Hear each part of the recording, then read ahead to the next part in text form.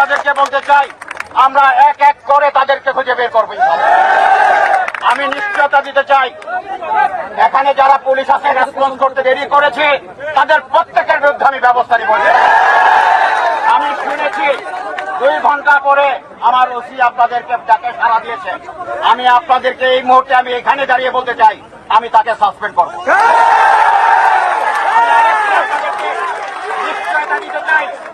আমি নিশ্চয়তা দিতে চাই, যারা এই ফেসিবাদের সাথে আঘাত করবে তাদেরকে পুলিশের চাকরিতে করতে দেওয়া যাবে না, চাকরি করবে না। এতদিনের যে পুলিশ, যে ফেসিবাদ পুলিশ তৈরি হয়েছে, সেই ফেসিবাদ থেকে পুলিশ বেরিয়ে আসতে হবে, জনগণের পুলিশ হতে হবে। আপনারা কষ্ট করে এসেছেন, আপনারা এই জনগণের নিরাপত্তার জন্য এসেছেন।